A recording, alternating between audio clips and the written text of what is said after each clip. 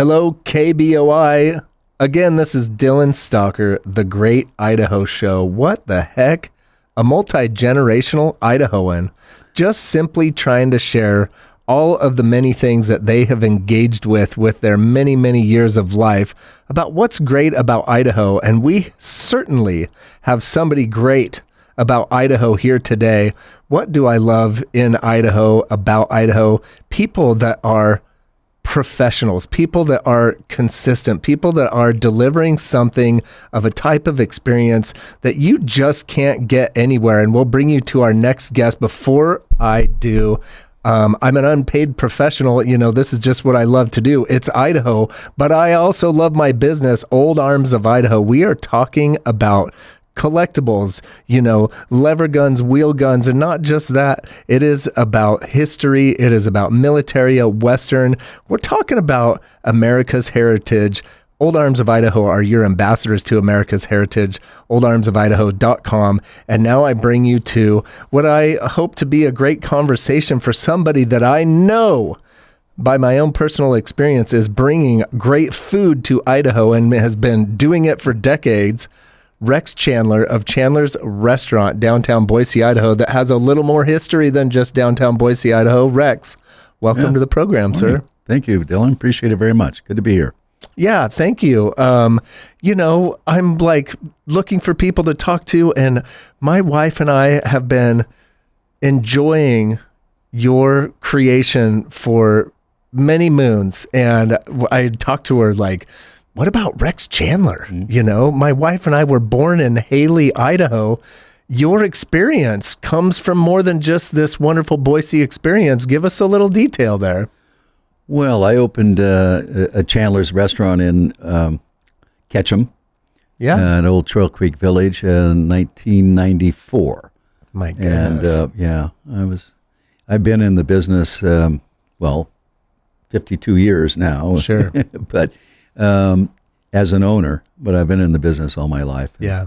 So I moved here for the love of Idaho and skiing primarily. I wanted to live in a ski You're resort. A ski bum? Are we clarifying right now? I was a ski bum, and my son is a ski bum, and anyway, we moved there specifically to enjoy the lifestyle that Sun Valley offered, and of course, 30 years later, I'm just couldn't be more in love with Idaho, especially this wonderful summer we're having. It's just been fabulous. It has been really cool this summer. We should celebrate it. Yeah, we really should. We're really fortunate. I feel so lucky. I, too, was lucky enough to be born in a ski bum town, you know, where the parents were able to buy a season's pass for their child for like a couple Back in the day, $100 it's just not to quite get them hooked. that way now. It's really changed a lot. But, I was just up there last weekend and saw some old friends. It's still a great area for sure. It's an interesting legacy for a lot of people that are just moving here. We're here. This is the KBOI audience, 670 AM, 93.1 FM, the Treasure Valley. You know, I think the signal carries over to the Wood River Valley, which is what we're talking about, your origins of Idaho. Yeah. And what a great way to go about it. You know, there is always that statement, do what you love and you'll never have to work a day in your life. But if you love something different, make a business around it and go skiing on one of the greatest hills that ever existed. Well, that was one of the, reasons was that it was pretty obvious that we had the talent to compete in the restaurant market in there. Sure. So I had no fear of that, and just the love of skiing and my introduction, because I started my restaurant career in Hawaii. Okay. And I'm from Newport Beach, California. So I'm a beach boy at heart, and it's resorty type town stuff, yeah, right? not like a mountain resort. Yeah, that's quite different. But I grew up in those areas and didn't have any experience with skiing or the mountain life. And I met my wife in one of my restaurants in Hawaii, and she introduced me to Sun Valley. She was on vacation. Oh, wow, yeah. From Sun Valley. She was a ski instructor, and so she introduced me to skiing and Sun Valley, and I fell in love with both, and the rest is history. So. I mean, it's hard not to love, truly. Yeah, I mean, I'm born and raised. Especially have a restaurant that's open in the evening and not during the day. So, my my schedule was 8:30 in line and finish before noon, and and then go to work. And so I got to ski a lot. It was really a special time in my life. And if there's a fresh 4 or 6 or 24 inches on the ground, you got to be one of the first. Well, as we know, this doesn't happen all that often in Sun Valley. But yeah, we call it a Sun Valley foot when it was just over the break of the toe of your ski boot. Well, but jokingly, but no, it's just fabulous up there. The entire environment, the mountain's wonderful. We had a really a very successful 15 years there before we moved down to Boise.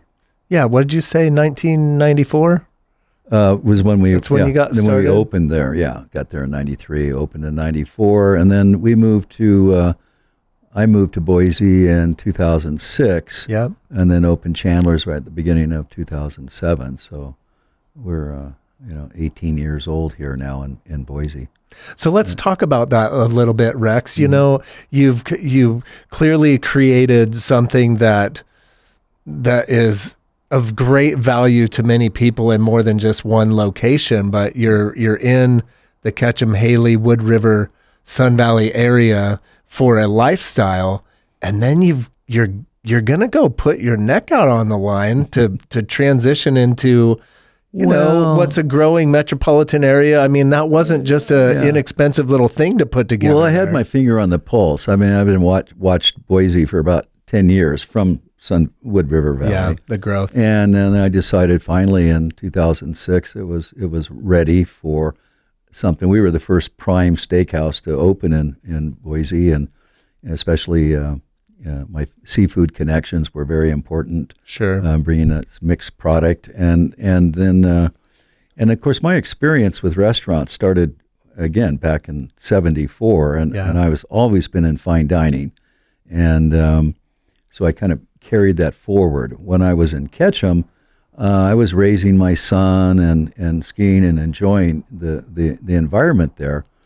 But after 10, going on 15 years, it became apparent that the seasonal business in Wood River Valley is very, very difficult. You know, some years when the weather was great and things would go well, and in other years the off season was so off that you dig a hole. And then you spend all your time in the high season filling that hole back in again. And after several cycles of that, it became apparent that it wasn't ever going to be a serious advocation. I basically decided that it was time to go kind of back to what I did before I moved to Ketchum. And those are bigger restaurants, high-end, fine dining restaurants. Yeah. So I started in Hawaii in '74. Moved back to Newport in the mid-'80s, did fine dining there. And so, I mean, that's really what, as you see Chandler's today. Yeah. Chandler's would almost, today here in Boise is very, very, very similar to the style of restaurants that I ran in California and Hawaii before coming to Idaho. Isn't that an interesting thing? It's like, I hear what you're describing, like, just because your business works where it's at doesn't mean where you could be the most successful, or it doesn't mean that, that it's the best for your lifestyle currently. And as an entrepreneur, ultimately, that's a pretty big undertaking in that building, the Hotel 43 building, and to rework an old pool, to turn into a restaurant. I mean, there were people swimming where people are eating. Exactly. Right now. Yeah, you remember that. Yeah. It was quite the jump, leap of faith. For sure. And I had some the good partners that had bought the hotel. Yeah. Actually, we did the project together. They purchased the hotel once we came to an agreement on building a restaurant there. So the theme of it was the Kimpton concept, and the Kimpton concept was a gentleman that started buying older hotels, boutique hotels, and then leasing out the ground floors to prominent restaurateurs. Okay. So they had an independent restaurant on the ground floor, and then a boutique hotel above. Sure. And so it wasn't concept was not to produce a hotel restaurant, but an independent restaurant in a boutique hotel. So once we came to that agreement, they actually purchased the hotel, and we went forward. So we're kind of partners on this whole concept, and it was pretty forward thinking at the time here. And you support each other. We're coming towards the end of a segment. Okay. We're in Radio Land, KBOI 670 AM 93.1 FM, talking to Rex Chandler of Chandler's Restaurant, downtown Boise. I am a super fan of the people that I talk to because I've experienced it. I'm a multi-generational Idahoan. And if you ask me, when it comes to fine dining and steakhouse in Idaho, I've been to many places, but I love your restaurant, Rex.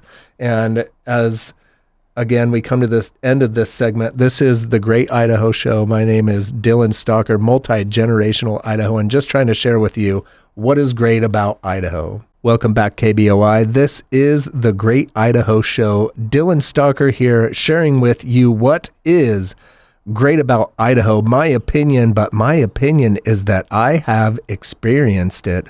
And I have to tell you, I'm speaking today with Rex Chandler of Chandler's Restaurant, downtown Boise, Idaho, in the building that houses the Hotel 43.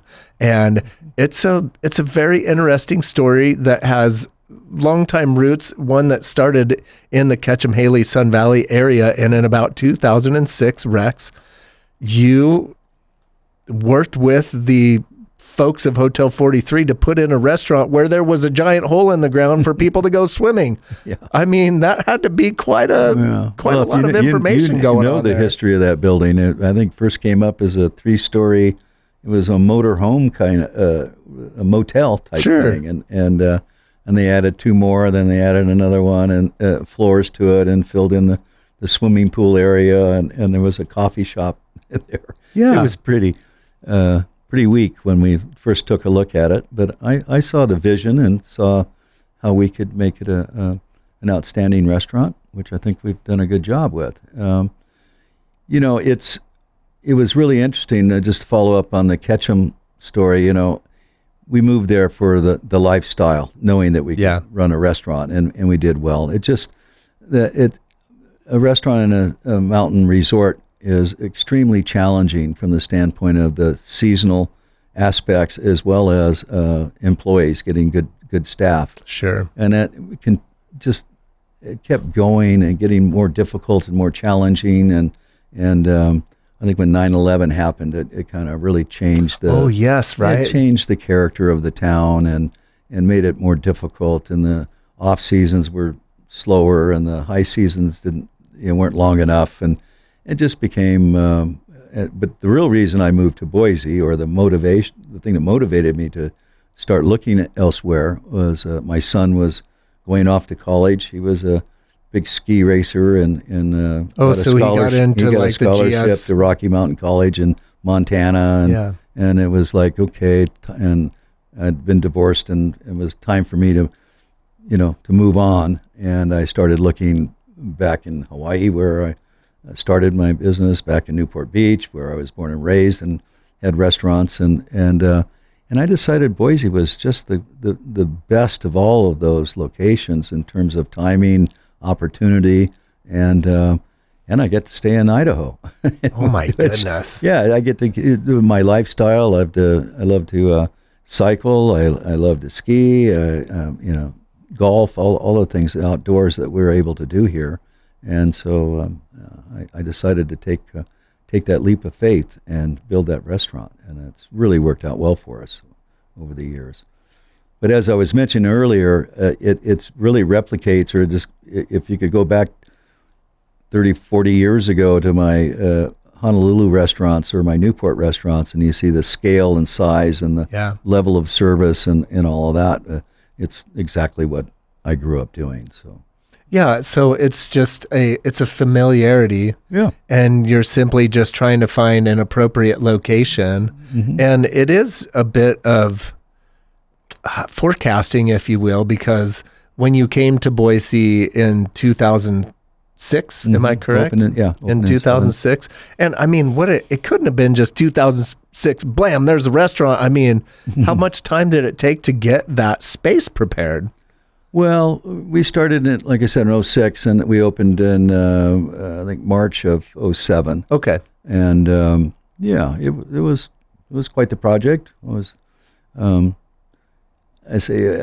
didn't really have any doubts about our ability to run a great restaurant. It was more about was the town ready? You know, there were a couple restaurants were kind of on the leading edge, and they were starting to get traction. So I just thought it was time, and the opportunity to have that location where we are was too good to pass up. So. I mean, you are right in the center of it all, and you're placed right next to some pretty significant Boise images, which is, you know, what used to be the Quest or the Q West building right across the street. I worked in there on the 11th floor, and the Wells Fargo building in that beautiful triangular design of what it is, and you can see the old U.S. Bank building. And then the city last year has done this amazing beautification project and have done all the streets in concrete and widened them, and so we really have a beautiful environment, as well as new hotels opening around us. I mean, I think there's something like within the end of next year we'll have an additional 500-600 rooms just within a block of a restaurant. So the town is just going up. It's just really expanding and building. There are a lot of new people in town, as well as locals that we've been, serving for all these 20 years. So it's nearly 20 years, and it works really well. It does, and I have to say, I'm not some great, food critic, or I'm not some great of anything, really. I just love great Idaho. I love Idaho. That's what it's all about. But my wife and I have been participating in your wonderful restaurant, and what I get a reflection of is professionalism, consistency, just intelligence, and a great display, a great experience, when you just sit back and reflect while you're sitting in your restaurant while some beautiful live jazz music is taking place right in front of you, and the blue concept of the lighting that is chosen, and the way everything's designed. Again, you're going to come out of there with a smile on your face. Yeah, I mean, really, it is about consistency, and service is our number one. I mean, I think that our restaurant probably enjoys the reputation it does, more about the service and the hospitality. It's genuine and it's polished. It's a culture, and we're professionals, and everybody working there as part of that team really takes a great deal of pride in that. We're the only restaurant in Boise. And actually one of two restaurants in all of Idaho that have the Forbes recommendation. Forbes magazine, they quantify fine dining for restaurants or hotels, cruise ships, and they're the authority. And to be recommended is very difficult. We go through a lot of training monthly. We have meetings, we have courses that we take from Forbes. I mean, we probably we invest more money in our training with our staff than anybody in town does. I mean, it just isn't. I don't think people understand how the investment, you get a return on that investment. Sure. 'Cause it's a lot of money up front. And then, employees are coming and going, but you set the standard and you develop the culture in your restaurant. And that culture is that we are genuine hospitality. It's graciousness. It's how you're treated, and the knowledge and understanding that each one of those are servers, bartenders, food runners. They all have to take classes and learn everything about our products and proper service techniques. You got to remember, no one was born knowing what side the fork went on. Okay, I mean, unless you went to Cotillion as a 13-year-old, not born, or something but you like have to that, learn right? it somewhere. And so we assume that they don't know, and we take a lot of effort and obviously money to do that, to educate them. And And I think that's key. And then, of course, the food has to be excellent. Oh, top notch. You just can't run the best restaurant in town and not have great food. Yep. You can have great service, but the food is really it's a given. And to do that, you have to buy the very best product available.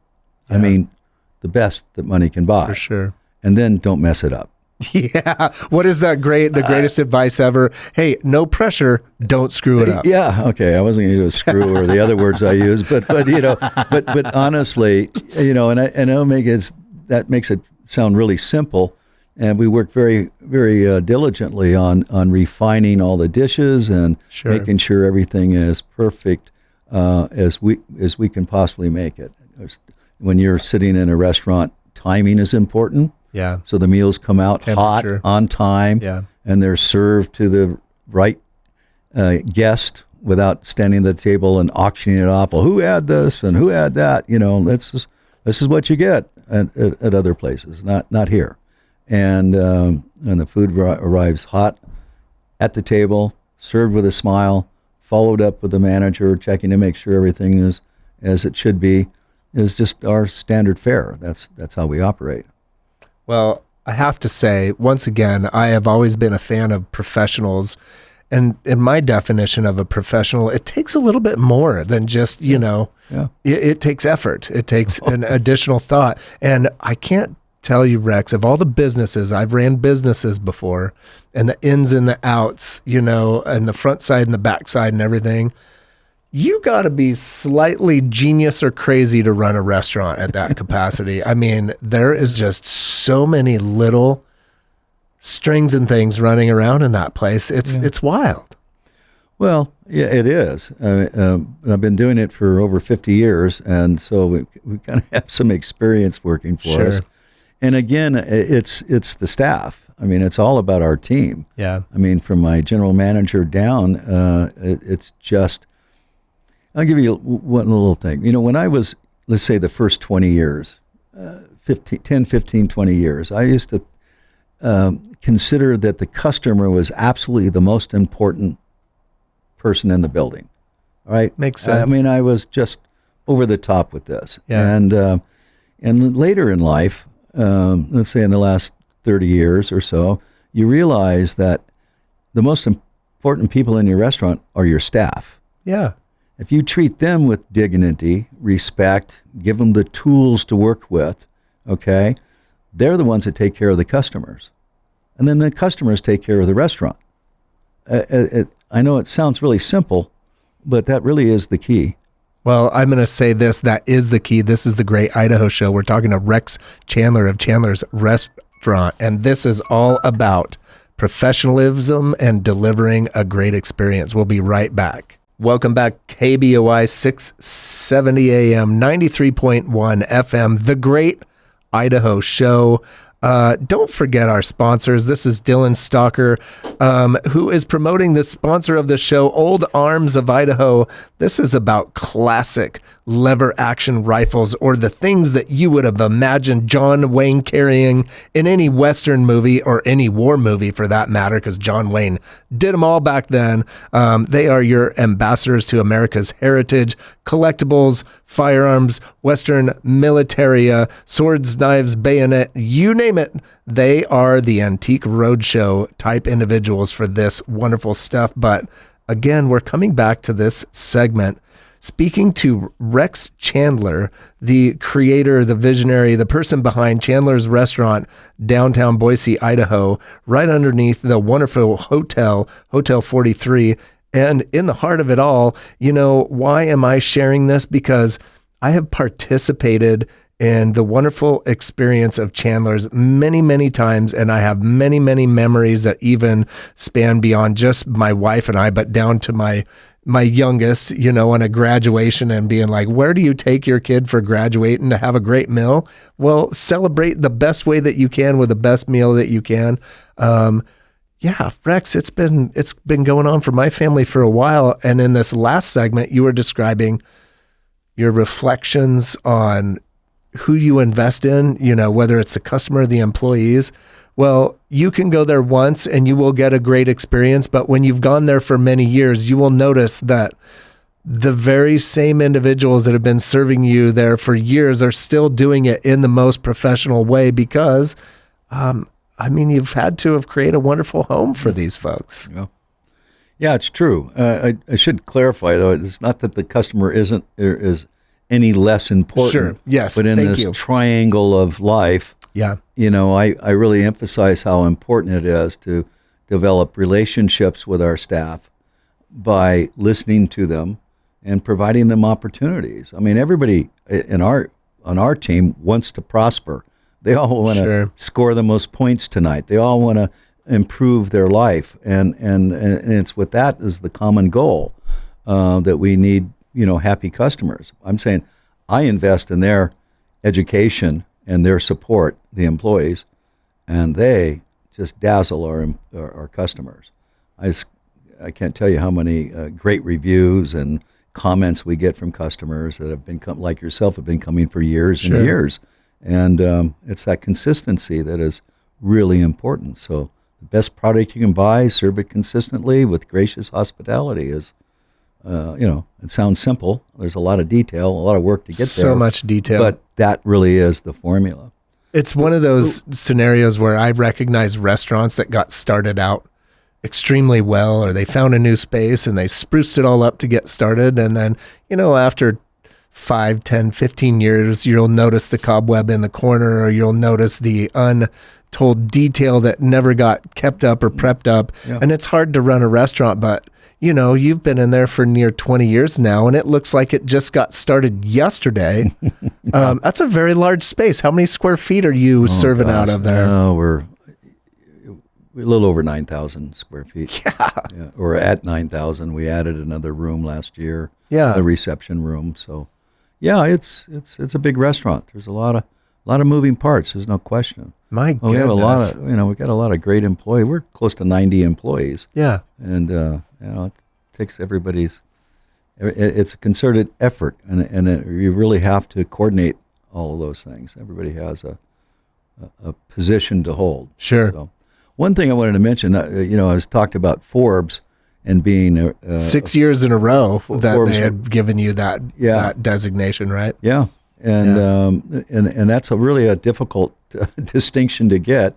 And then the other one is the Wine Spectator. I think we have the largest and most international wine list in all of Idaho. I mean, we're close to 700 and almost 800 different labels. Yeah. Yeah, it's big. We actually have our sommelier, or our wine director, is a master som.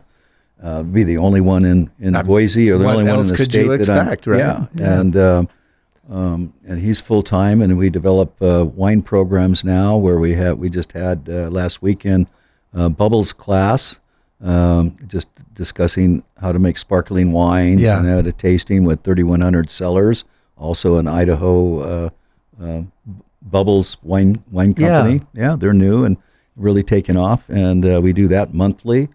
We have wine dinners all the time. Let me ask you about that, because this is radio folks who might have a pen or a pencil, and I would always say this on radio: get your pens out, ladies and gentlemen. Right. Where would they go find out more about how to participate? They can just go to chandlersboise.com. Okay. And they can sign up right there to be on the list and get invitations to these events. Yeah. And it's really been successful. I mean, each one of these events are full, and he's really grown into being a good educator, as well as understands his wines.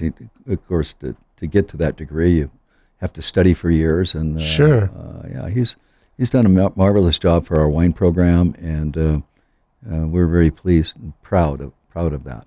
I love the ideas that you run a business where nearly every single form of occupation exists, from the artist to the general manager, to, the specialist of wine, and even music. You are one of the only places where you can go and sit in the bar. You might need to probably call and get a reservation to go get a table, but you can maybe find a table in the bar and go enjoy the wonderful jazz music that you have. Well, we're the only restaurant. It's live music 7 nights a week. I know, every time. Yeah, and we start the evening off at 5 with piano music for the dinner hour, and then at 7:30 a duo, trio, or on the weekends we have a trio with a singer. And there's no charge to walk in the door. That's a great benefit, Rex, I have to tell you. And we kind of tried to model it after the New York jazz clubs. Yeah. And we did that for quite a while. I'll be really happy when Boise comes to the point to where it really appreciates it a lot. And, when we've got to the level of I don't know, artistry and just music and culture, I guess. Yeah. Well, yeah, and exposure, and we've got a lot of new people coming to town that really appreciate it. Yeah. We've teamed up with Jazz Idaho, which puts programs on at Sapphire Room at the Riverside Hotel. Yeah, that's a good program. Our friends there, and we sponsor. These are guest artists coming. Most of them come from New York to play here. If you go to Jazz Idaho, you can see the schedule, and we Hotel 43 and Chandler's helps put them up. Sure. As well as we feed them. So every month when they come in during the season, we take care of those and promote Chandler's and the Jazz Connection, and because those are between the Sapphire Room and us, we're pretty much the live music of Boise. So we're very proud of that, and we've had music in our restaurant since the beginning, 7 nights a week, and so we have a large list of regulars that come in and like to sit and listen to the jazz while they're enjoying their fresh oysters, or it's really worked out well. It's one of those things while you're enjoying something wonderful in food that you actually stop eating and just sit there and reflect and look around, and you hear what's happening, and you can see the buzz of something more than just normal happening. It's just during the dinner hour we try to keep the music and whatnot. It's in the background. I mean, because it's honestly it's not the main reason people come. It's I call it the icing on the cake. So it's always, to me, growing up in the restaurant business, my favorite sound walking in the front door is the laughter and the tinkle of glasses, of course, and the music, the piano in the background. To me, this is just music. It just makes me feel good. I love that, and that's the restaurant that I wanted to create here. Yeah, and I again. This is the Great Idaho Show, KBOI. If you're just tuning in, we're talking to Rex Chandler of Chandler's Restaurant, downtown Boise, Idaho. Again, why we're engaged with this is I'm not sitting here saying I'm the most special person in the whole world, but I can say that every single time I have participated in Rex Chandler's Restaurant, it's memorable. It's great food. It's a great ambience. It's a great look. It's in a wonderful, clean, and fun city feel, right? There is many differences from where you came from, which is resorty and, ski hill and mountain and outback, right down to, the heart of Boise, Idaho is right down there. Yeah. We just love it. It's a great location. And, it's been very good to us. So many years in the past, it brings us to this point. Yeah. And it's really interesting as I look back. I'm now 77, and I've been in the business all my life, raised by a single mom who was a waitress, and it's always been part of my life, restaurants. Sure. And I couldn't be happier to be able to have this restaurant here. Today, doing so well and being so recognized, is it? I'd say recognized for sure, and it's certainly independent, right? Where I don't get a sense that you're influenced by any national type. This is the way you do it. This is how it's done. If you're going to do this, it's just been something that's been a part of your life that you took and grew, and followed and went through. Whatever, the good times or the bad times, and this is what it is today. And I don't think it could be any more significant for what's happening in Boise, Idaho, because Boise needs a place where you can go and get not just the great service, but the food, but and the music and the image. Yeah, it's right in time. One of our taglines is that we're locally owned, nationally known. Yeah. I like to think of us being competitive certainly on the national level. Sure. When we travel, we bring back all the ideas that we can possibly use here to improve things. I mean, there are not many restaurants that serve in a mousse bouche before dinner. There's not many restaurants that finish with a hot scented hand towel. There's not, there's just details to things that maybe as an individual it's not that great, but when you put them all together, okay, and the door is opened for you, you're greeted, seated by a lovely young hostess who makes the conversation with you and seats you graciously and introduces the server to you, and etc. It goes on and on and on. All the way through. It's like watching a play. Yeah. It's all orchestrated to soothe your the tensions of the day or of the week. I think what I like about it, Rex, from my experience, is you have this concept of whipped professionals. It's doing it because I was paid to do so. Yeah. And that's one side of things. There's many restaurants across the country that achieve at this high level of what you would call it. They're whipped professionals, but there's something culturally happening with pride. Right. And when you can instill pride, you're like, I am a top level hostess in one of the greatest restaurants in the world in my mind. And hey, there's nothing that's something to be proud of, Well, we definitely hire, train, and develop professionals. Yeah. And the credibility is the most important thing. Sure. And consistency. But it kind of goes hand in hand. Yeah. You have to hold yourself to these standards. Okay, and actually, I guarantee all of our meals, and we hold ourselves to that standards. I mean, think about it. So I'm going to come up on the end of this segment, okay. Rex, holding the standards, Chandler's Restaurant, The Great Idaho Show. We'll be right back. Hello, KBOI. This is Dylan Stalker, The Great Idaho Show. Man, there is so much that is great about Idaho. I could go down the list for years. Hopefully we'll be able to do this program for decades. Today, we're talking to Rex Chandler, the person behind Chandler's Restaurant, downtown Boise, Idaho. If you haven't been there, you're going to get a top level restaurant experience right here in Boise, Idaho, that when you started, I don't know if anybody realized, or many, I should say, what the growth was really going to be like. Were they really thinking that Boise was going to be the gem in the middle of the West? I don't know if they really did. Well, I kind of thought so. Well, I mean, you had a little foresight, but you're cheating. You have experience. Timing is very, very important, and having that vision.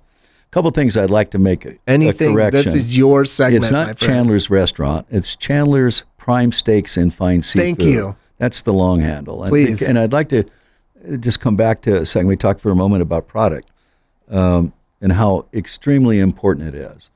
And my restaurants in Hawaii and in Newport Beach were high-end, fine dining seafood restaurants. Yeah.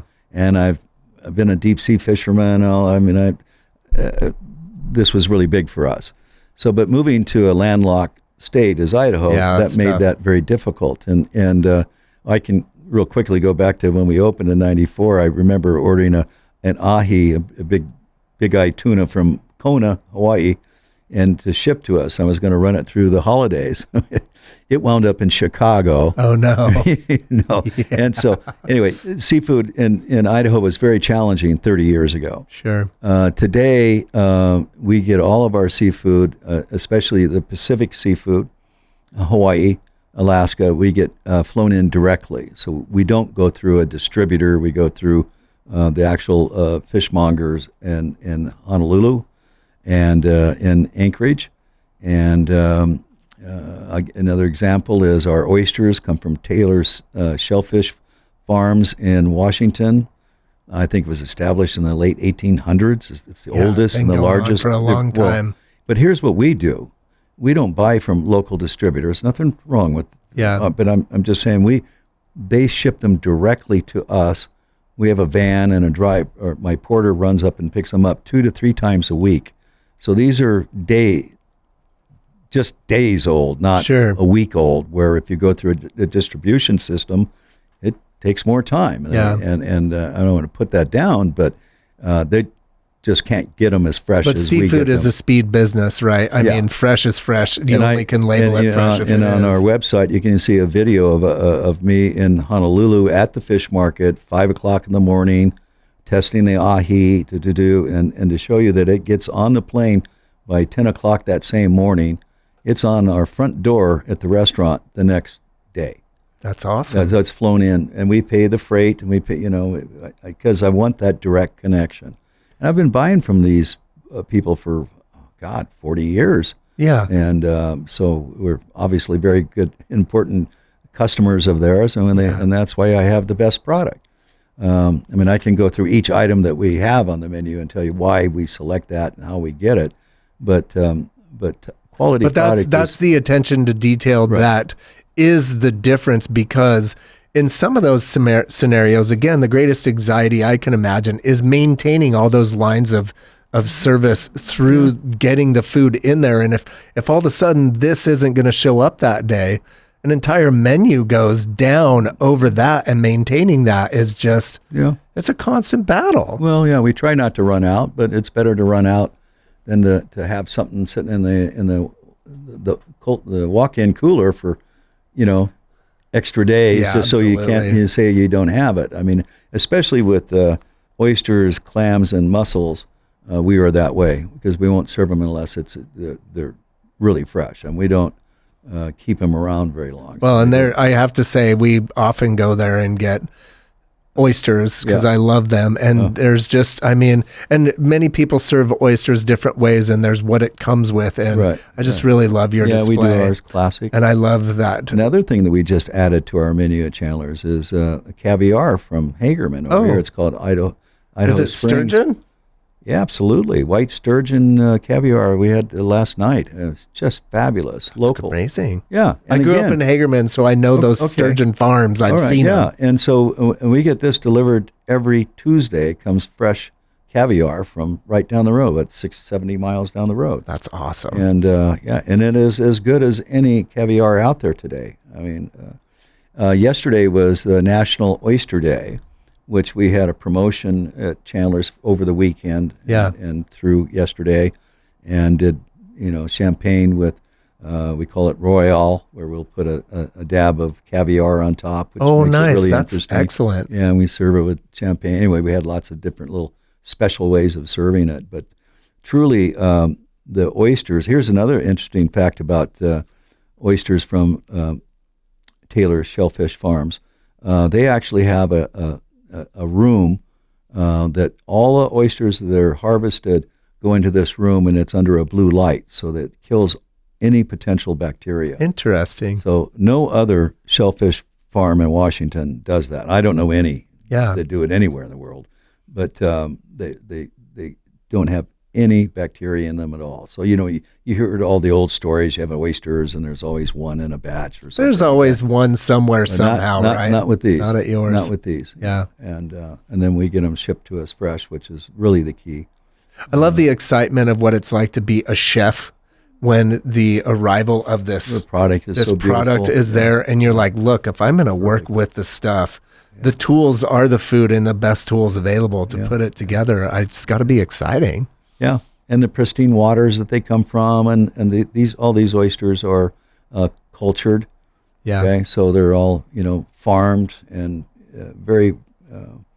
It's just a wonderful operation. You have to see it. It's just below Bellingham, Washington, so northern Washington. And you've got to go see it. I was there 3 weeks ago. Yeah, just to work on that relationship and see their new products, and they just do an excellent job. So that's the type of relationship that we have. You got to foster that for a lot of time. Let's talk about the Steakhouse portion. It's a fine beef serving scenario. Yeah, let me. We got about 3 minutes and 30 seconds. I just formed a partnership with Agri-Beef, Okay.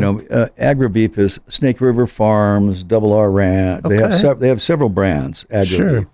So that's Mr. Rebolt's, and a wonderful company to do business with.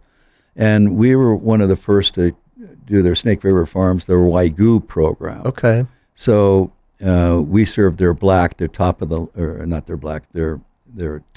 line gold level Wagyu, and now they have one that's gold plus, which we are serving. But anyway, so that's the high end of the scale, and then at the kind of the opening level of our menu, we just went in partnership with them, and it's called Far West, and it is a collective of 50 different ranchers, individual producers, correct? Individual producers that are growers that Idaho, Eastern Oregon, and Eastern Washington, all up to Okanagan Valley. Right here in the West, not somewhere else across this world. And we are serving prime. So our steaks start at prime and then go up to Wagyu, which nobody else in town is doing. A lot of people say prime, but not the whole lineup. Yeah, there's one or two. Some people call it word salad. I call it word lettuce because the salad has tomatoes and carrots. I mean, they say they have this, but it's only this one product. Right. The rest of the product is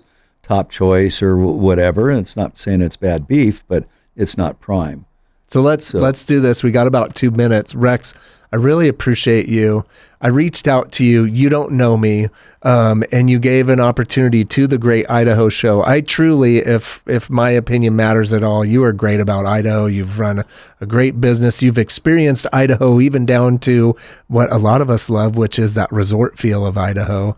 And you've brought a great experience to Boise. In this last minute and a half or so, it's the plug session. Where do they find you? What are your events? remind us of the website. How do we come and enjoy? Well, it's just chandlersboise.com, and everything is on the website there for if you want to sign up for getting notices for wine dinners and wine functions and see all of our current menus. And I think we just posted all our holiday menus are up. So that's we some up and coming work stuff. pretty hard to keep that up and going. Of course, you can call the restaurant for reservation. We're on Open Table. And you should, by the way. They'll get you in there if they can. But generally, I will say at the minimum, I mean, most every time I've gone there wasn't a table for a good reason. You need to call. Yeah, you need to call. You need to do call. Yourself a favor. And even I know friends will text me, I can't get in. They go to Open Table and they're trying to find a reservation. The bar will get you in every once in a while, and it's just a very similar experience. I just say call Chandler's. Rex, this one I have to tell you, thank you very much. I respect you greatly. That is a very challenging business. Thank you for your great contribution to Idaho. Thanks for participating in the Great Idaho Show, thegreatidahoshow.com.